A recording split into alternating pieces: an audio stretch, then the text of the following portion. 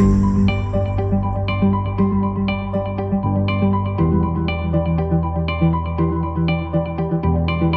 name is Nick. I'm a co-founder at Ampush. We're a performance marketing and customer acquisition technology and solution based in San Francisco with a major office in New York City. And today I was asked to talk about winning at paid social marketing. And I would go ahead and further define that as, for the people in this room, thinking about how you can really scale with social marketing. And what I mean by scale is spending hundreds of thousands of dollars, even millions of dollars, and driving meaningful impact and returns for your business, growing not just thousands of customers a month, but thinking about how to scale tens of thousands, 20s of thousands, 50,000 customers a month, which is what we're doing for some of our largest partners. So that's going to be the focus. And I should be spending, we'll hopefully try to contain my dialogue and narrative to 15, 20 minutes, and then hopefully there's going to be questions, and we can go take it from there. So Paul kind of gave a bit about my background. Here's kind of how I define myself in 4 logos. But yeah, I grew up outside of Detroit, have been left here after high school, but I do have plans to come back. If anyone else is local or thinking about that comeback, would love to talk to you after this, because I'm plotting my path. Very exciting stuff going on in Detroit. But yeah, after attending high school here, I went to the University of Pennsylvania. I actually met the co-founders of my current business at Penn. We were freshman year roommates. So we have kind of a really, really cute story. I can tell you all about that another time. But the short version is we were always interested in entrepreneurship. We got to Penn and we started a business early on. We had this t-shirt company that was scaling really well, but then we were kind of pulled the other way between our interest in finance and numbers. We were always analytical guys, and you go to Penn, everything's about Wall Street and getting to Goldman Sachs and Morgan Stanley, and so we were kind of pulled between those two worlds. Ultimately, all 3 of us started our careers on Wall Street. As Paul mentioned, I was at Morgan Stanley doing investment banking, and we did that pretty much up until the financial crisis of 2009. And that gave us an opportunity to kind of step back and say, hey, what do we actually want to do? What do we want to do with our lives? We looked at our bosses and said, hey, I don't think that's really our forte. So in 2009, we moved out of New York City, just bought a one-way ticket to California, and said we're going to start a business. We're going to start Ampush. Now keep in mind, at that time, we had no capital. We had no business plan. We didn't really even have an idea of what we were going to start. We just said we're going to start Ampush. By the way, Ampush didn't really mean anything. It was the first 2 letters. It was a made-up word, first 2 letters of all 3 founders' last names. So parents thought we were crazy, semi-supportive, but not really. And anyway, but we were excited to be in the Valley and said, hey, we're going to start something. So here we go. So then, the history of Ampush is an interesting one. Like many startup stories, we've kind of had our fits and starts and twists and turns. The business started in 2009, and we just said, hey, we looked at a bunch of different business ideas, and we thought about where do we want to get started, and we were numbers guys and quantitatively oriented. So a lot of people were like, check out online advertising. So we were like, oh, this is kind of cool. There's auction marketplaces. You can do bids and budgets and keywords and analytics and all this fun stuff. So we dove into it, but we were in a recession. And so the business, we started out selling leads, doing lead generation, but really the only vertical that was growing in lead generation was the for-profit education space. Everything else, mortgages, insurance, everything else was tanking. And so we started the business kind of selling leads and really cutting our teeth in media. And actually built a pretty decent foundation and understood a lot about online media and analytics. But after about a year and a half, we said, we didn't realize kind of how scummy, if you guys are familiar with online advertising, how scummy the affiliate world is and lead generation in general. It has this kind of seedy underbelly. And not to mention kind of the for-profit education space, which had fraudulent practices going on. It just felt icky to us, and that's not what we were all about. So we said, hey, how do we reinvent ourselves? How do we kind of move to the next thing? And one of the most exciting parts of our business at the time was Facebook. We were generating 50% of our leads on Facebook. And I think in 2011, we were one of the top 100 advertisers on Facebook. And they actually called us and said, who are you guys, Ampush? We've never heard of that. What are you guys doing? You're spending more than Walmart and Best Buy and all these big companies. What are you guys doing?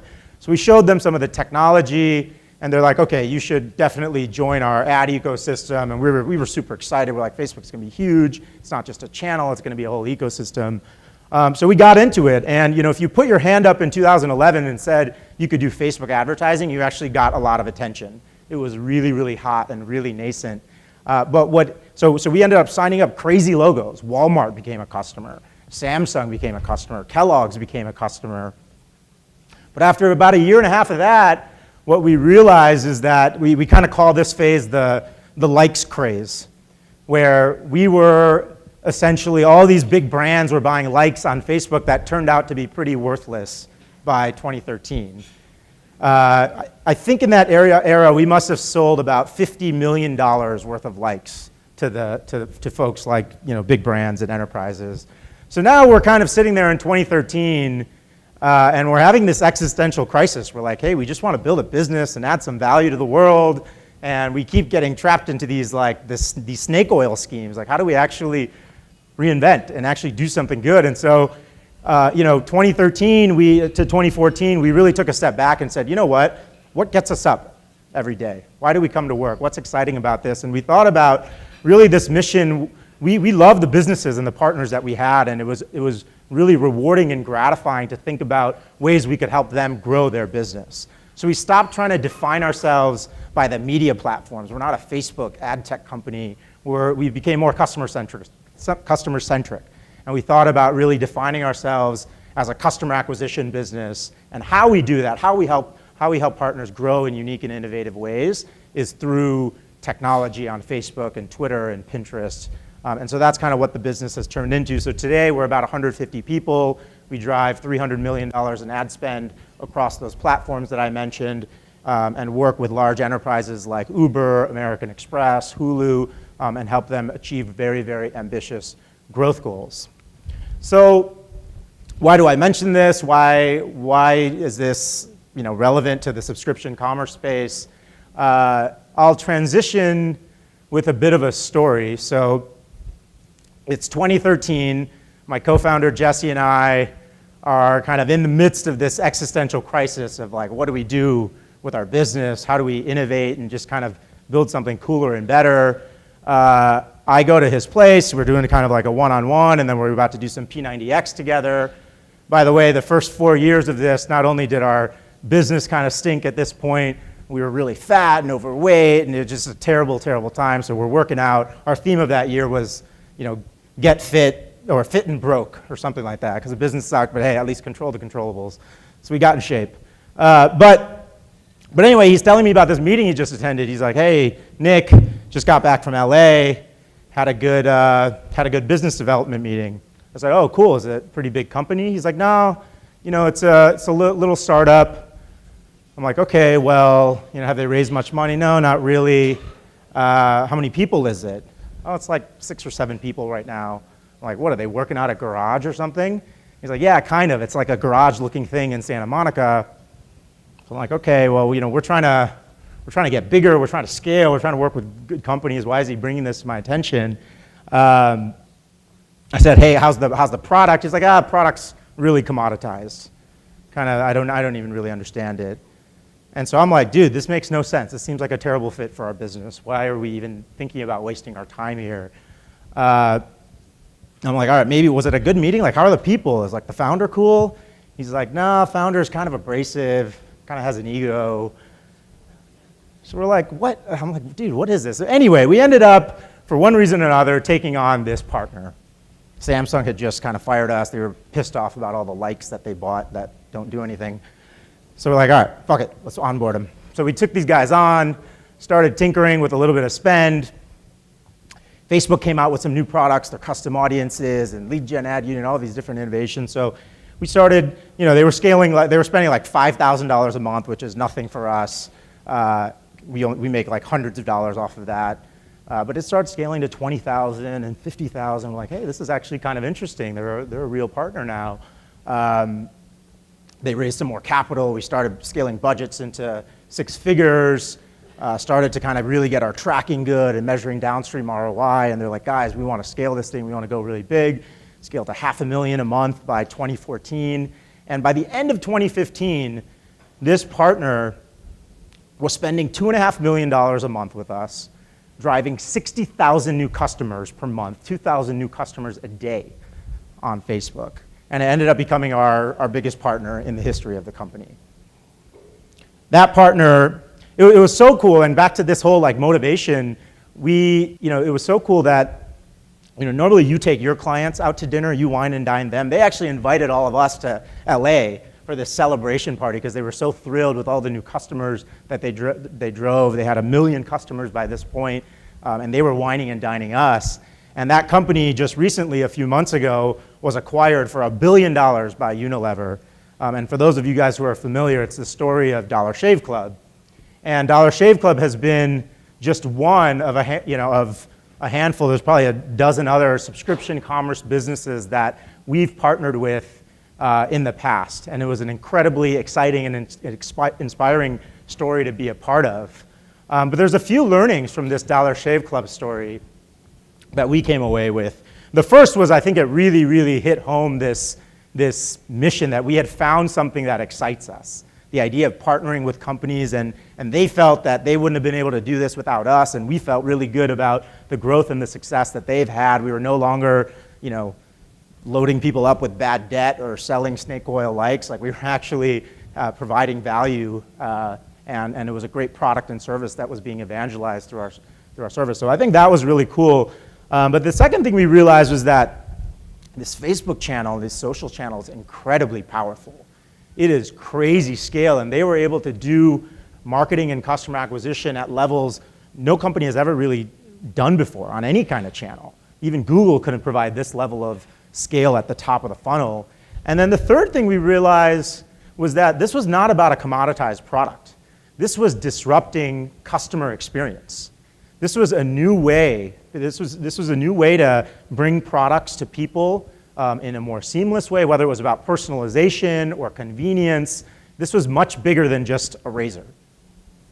I find that pretty exciting when I talk and hear companies in this space. I'm reminded, I think about, everyone has their niche and their product and they're figuring out the business model, but really this is exciting. This is about disrupting the idea of people getting in their cars and driving to the mall and picking up stuff ad hoc or even to grocery stores. All of that stuff is changing with the dining kit space and in fitness and toiletries, beauty, all kinds of stuff is really changing, and the experience is getting better. And if you buy that this is about customer experience innovation and we're disrupting industries, then I would hypothesize that once you got it, once you figured something really special out, you need to get your story out there. And there's no better way to tell your story than the Facebook platform and more broadly these social platforms that are just taking over digital mobile experiences. 1.7, this is just Facebook alone, 1.7 billion real people spending an hour a day, millions and millions of ways to target those people to find that exact right audience. It is incredible.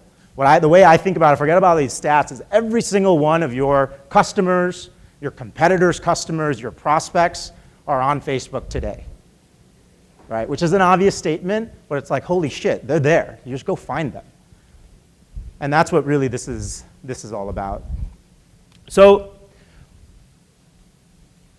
what I wanted to do today is kind of just go through, instead of kind of giving you guys the whole workflow, there's tons of tactics to kind of do this right, and I'm happy to answer that in some of the Q&A if you guys have tried Facebook advertising. But I wanted to highlight, just from our learnings of working with some of these subscription commerce businesses, 3 key insights that we've seen that are a bit more tactical than these kind of high-level anecdotes and stories, and then we can dive into Q&A.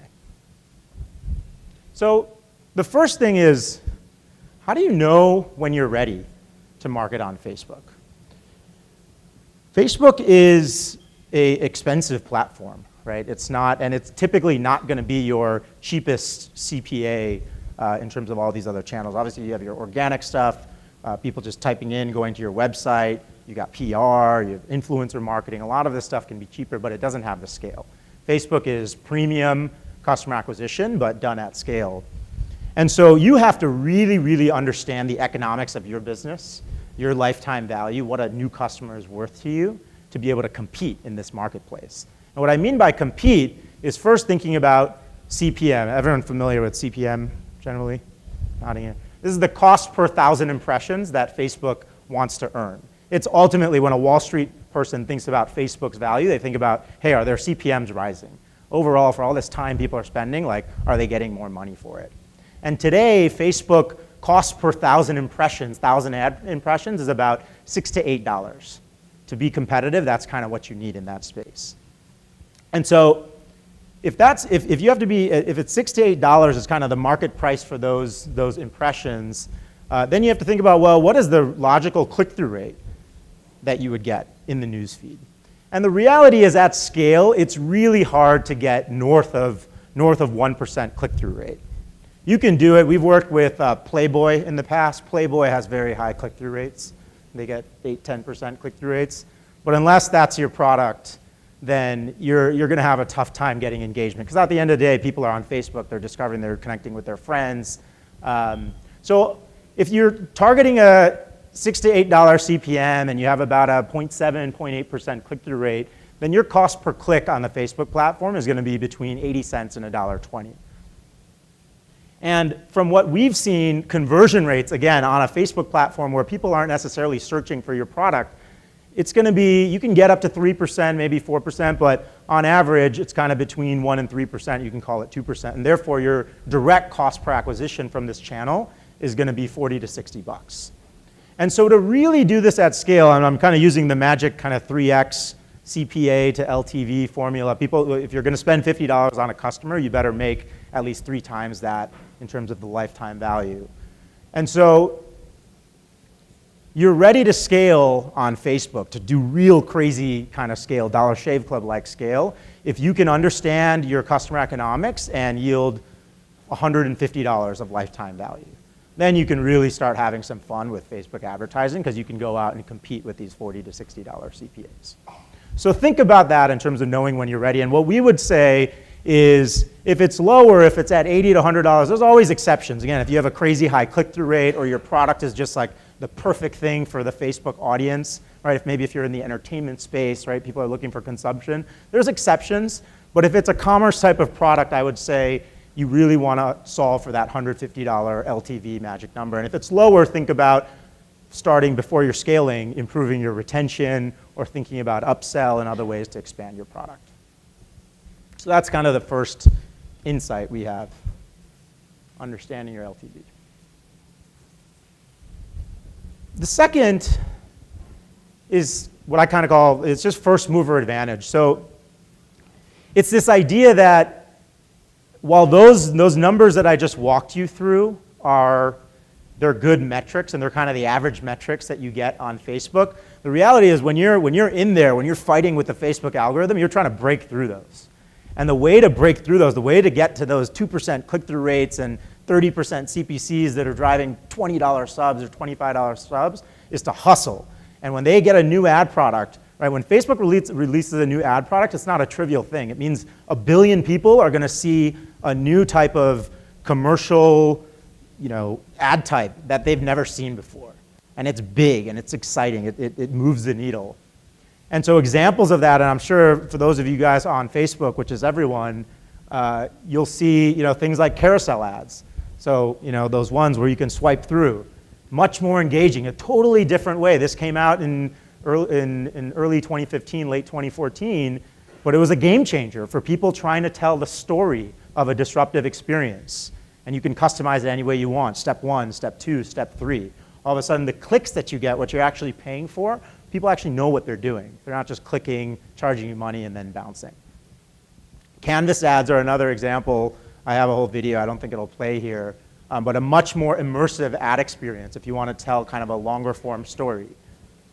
But anyway, the idea is not to sell you on these particular ad types. It's the concept that one new, if you can be first to some of this innovation, then you can engage the customer. You have a 3-month opportunity to engage the customer and get 5, 10, 15,000 new subscribers at an efficient cost. And so we've done this. We have an example in the dining kit industry. We've worked with one of the big dining kit players, and the slideshow ad unit, which was very simple. It had a low cost of production because it wasn't even like producing a video. It's just kind of showing. They had a bunch of slides kind of showing things going from like an unprepared meal to like a beautiful plate. Very engaging story, kind of told the value prop, sold the value prop of a dining kit very clearly. And we shifted within months 70% of our budget to just that ad type. And we were able to kind of squeeze a lot out of it. So first mover advantage is really critical. And then the last insight I'll leave with you guys is this concept of, who's familiar with the word attribution or multi-touch attribution? I don't know how many marketers are here versus general. Yeah, so a lot of hands are up. So I hate this word. I think it's stupid. It's a good concept, right? The idea is, hey, we want to understand we're advertising on TV and search and doing all these things, and all of them kind of contribute to driving a sale. It's not like one ad just made it all happen. The challenge with attribution is that it got a bunch of science nerds into the marketing space, and they got obsessed with like perfectly trying to quantify, oh, it should be 0.263 from TV, and the coefficient for social should be X, and search should be Y, and nobody has figured it out. It's actually the total clusterfuck in the industry. But you got all these people obsessing over attribution. And my point here is that, forget about attribution. This is about understanding the customer journey, right? There's a way a customer discovers a product and then gets a little bit more interested and is starting to consider and then eventually convert. And when you think about your business, like go through the personas and think about how a customer will learn and eventually convert for your business and how you want that story to be told.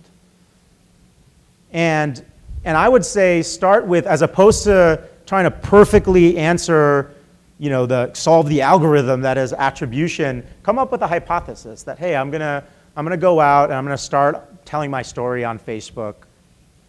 In this case, I'm gonna see if I can measure, hey, did that drive up my branded search queries, or did that increase traffic to my site, roughly, right, directionally?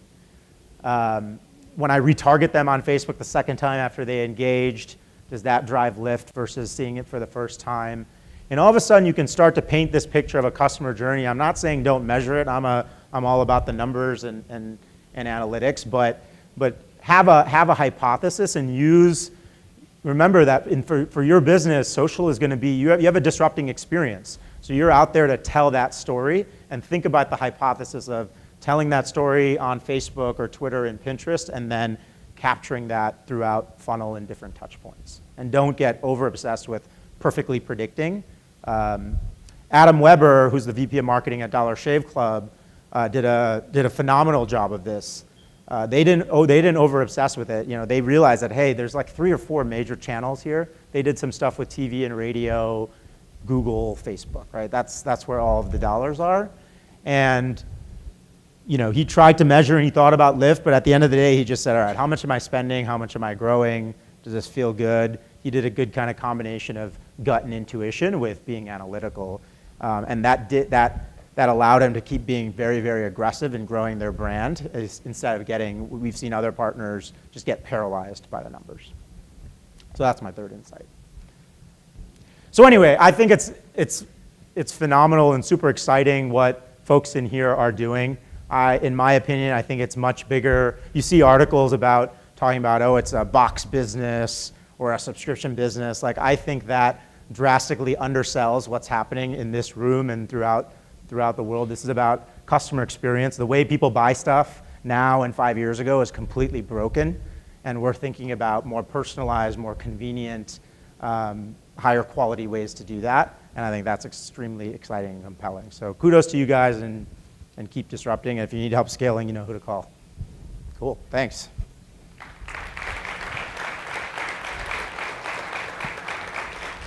questions?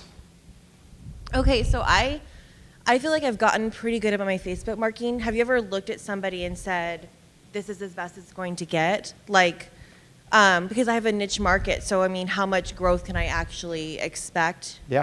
So have you ever taken an account, looked at it, and said, we can't help you, like your growth is going to not get better on Facebook? Yep. Yeah, absolutely. We actually we stopped having, we used to have a big sales team, a 20-person sales team across the country, and we kind of moved them on to greener pastures. And then the reason was because we can't add value in all kinds of situations. Now we start and say, we don't want to sell you on this. We want to make sure that there's going to be value add. So we do what's called an account review. And we look and we try to understand. You have to understand what's your market, right? How many people exist that will buy your product? Most of those people will be on Facebook. How many do you have already? What rate are you adding them at, right? And so if we look and we see, well, there should be 5 million subscribed. Like, it's realistic that 5 million people would, in the dining kit space. Like, it's not crazy that in a few years, millions and millions of people will be ordering these dining kits instead of kind of grocery shopping every week or whatever. So that's a big market. So we can size up and say, yeah, like the idea of getting 10, 20, 30, 40,000 customers a month is possible if we do all of this stuff right. If it's a much more niche market, then you just have to think about what is that destination and what is a realistic kind of monthly target. You won't get them all in a month, too, without breaking the bank. So you have to think about the pace towards that. So we can talk offline about your specific business and what some of those metrics are, but absolutely, if it's okay, saturated. Thanks. Hi, Yana from Box of Style. I've been advertising on Facebook since like about 2013, and it's gone through a lot of changes, both in the organic and the paid side. Yep. And while it's a really great channel for scaling and there's ROI positive, anytime they make a change, your CPMs change, your CPAs could change, it could really affect your bottom line. And a lot of marketers are worried about putting all of their marketing dollars, or the majority of them, while it's a great ROI positive channel, one thing changes and your whole marketing strategy could potentially fall apart. Yep. From like a bottom line dollar perspective. So how do you advise your clients mitigate that risk? Yeah, it's a great question. And to be honest, I think everyone on the internet has some problem with this, with Facebook and Google in particular, like a lot of dependency on those two platforms. So it's not it's not uncommon. And my personal opinion is that you can't let that. Now, I think the volatility is something to manage. I think having a partner like Ampush or one of our competitors helps with that because we're very close and it's a big deal when those things change, so we're kind of all on top of it. But you can build an internal team to kind of help manage that volatility. But I don't see that as a reason to kind of completely pull back. I think it's you want to test out different channels. We were hoping. I mean, again, we work with Facebook, Twitter, Pinterest, Instagram, which is now owned by Facebook, but it would have been great for us if Pinterest and Twitter found a way to scale. It's not the way the world is working now. Like Facebook is kind of the 800-pound gorilla. So I think it's a little bit more about kind of managing the volatility. And if you can diversify, if you can find a way to make Google work or some of the offline channels, I think that's great. But the reality is, if you have a great customer experience and you're trying to disrupt the market and get the word out, like, it's not crazy that 60 to 80% of your spend should be on this, and I wouldn't say pull it back for that risk. Hi, I'm Pratik from Top Munch Box, an exotic snack box. So my question is about LTV, long-term customer value, but how do we calculate the LTV, right? Because it depends on how long your customer sticks.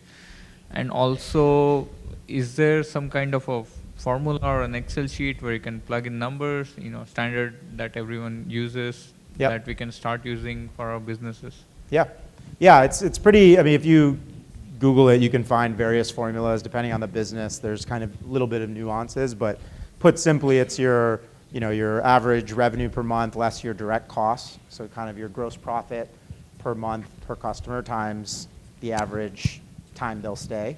And so you have to look at your churn and say, hey, average customers stay for 6 months or 12 months and multiply that out, and that's your lifetime value. We tend to get a little bit more sophisticated with it and think about cohorts. So there's like high value customers, right? That maybe they're in a certain income demographic or a certain age group. And you kind of can segment and say, hey, these are worth $500. These other ones are still good customers, but they're only worth $100, and then kind of change your bid strategy accordingly and your product strategy.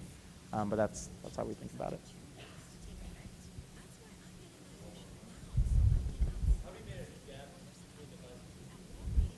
Yeah, so the question was, how do you manage gaps between devices?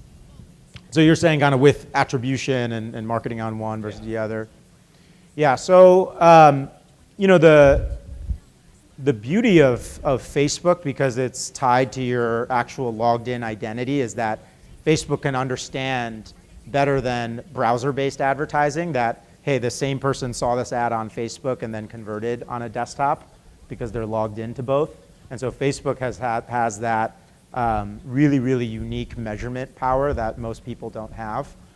So I think that's kind of the biggest solution. The otherwise browser-based, like it's pretty impossible, to measure if it's like a mobile ad in a browser. There are, again, it gets back to these more sophisticated like multi-touch attribution solutions where if you put the right ad tag on, you can understand, okay, this person saw it on a Facebook ad unit and then came in and search. Those are very complex to integrate, but in theory you can do that.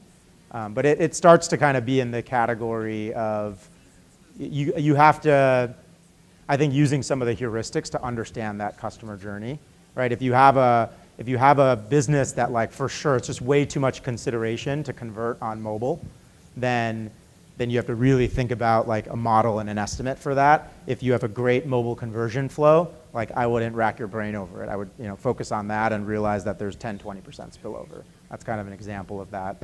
Don't go crazy with attribution. Cool. Cool. Thank you. All right, thank you guys so much.